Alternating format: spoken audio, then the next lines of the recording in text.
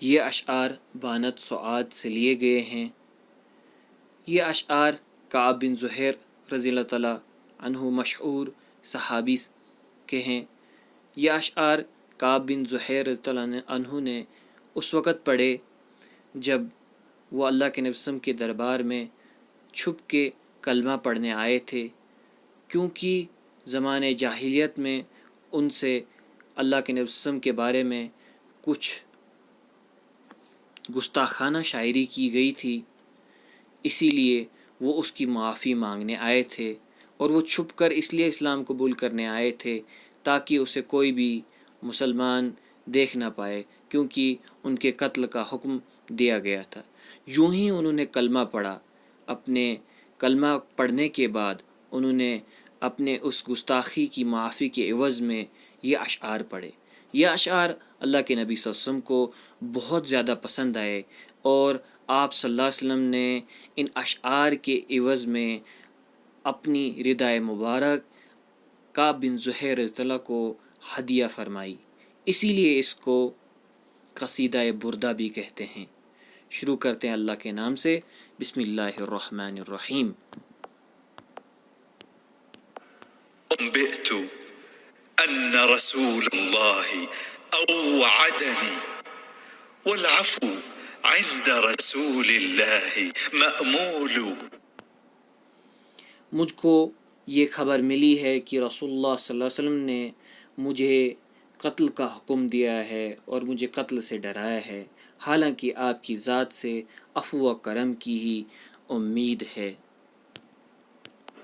مہلا مہلا ہداک الذی اعطاک نافلة القرآن فیہا مواعیظ وتفصیل۔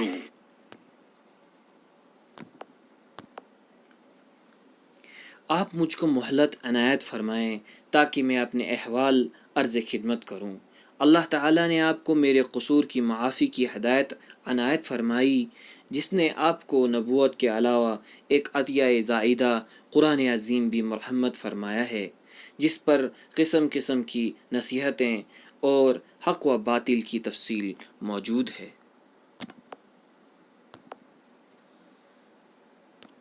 لا تأخذنی بأقوال الوشاة ولم أذنب ولو كثرت عني الأقاويل۔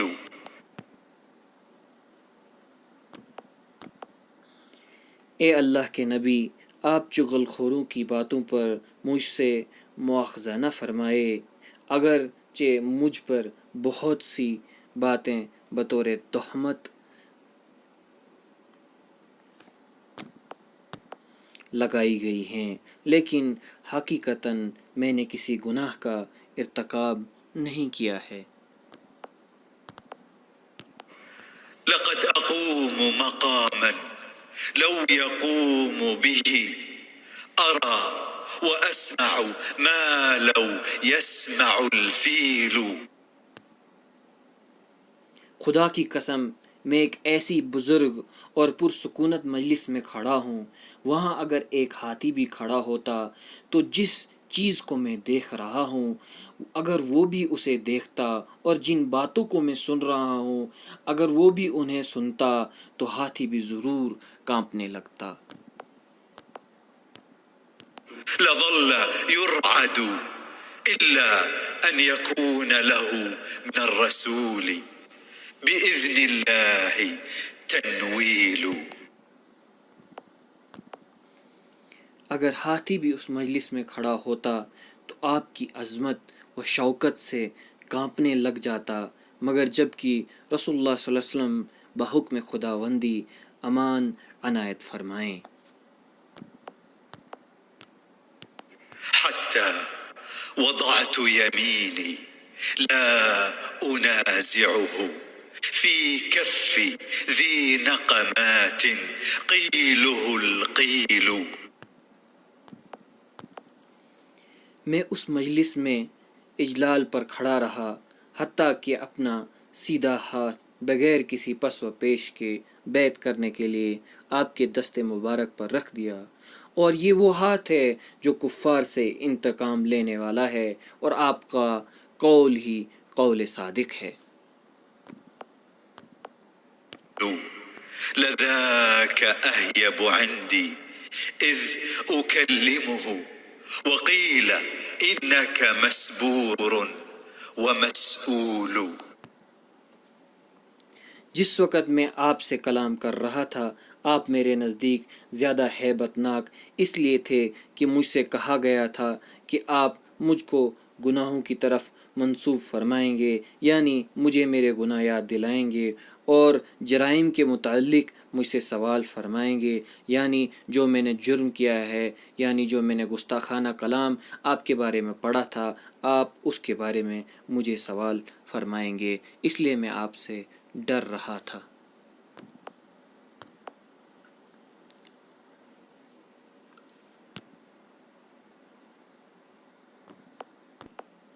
من ضيغم من ضراء الأسد مخدره ببطن عثر غيل دونه غيل۔ آپ اس شیر سے بھی زیادہ ہیبت ناک تھے جس کا مسکن وسط عصر میں جو شیروں کا جنگل ہو اور اس جنگل کے چاروں طرف جنگل ہی جنگل ہو۔ مطلب آپ کی ہیبت اس طرح سے ہے کہ ایک ایسا شیر ہے جس کا مسکن جو ہے ایک ایسا جنگل ہے جو شیروں کا جنگل ہے، اور وہاں کے ارد گرد بھی بہت سارے جنگل ہیں۔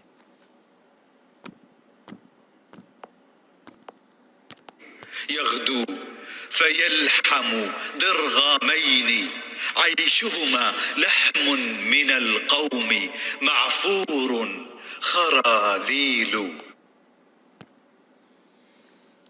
آپ اس شیر سے بھی زیادہ رعب والے ہیں جو صبح اپنے بچوں کو گوشت کھلانے کے لیے نکلے، جن کی خوراک انسان کا گوشت ہو جو زمین پر ٹکڑے ٹکڑے بنا کر ڈال دیا گیا ہو۔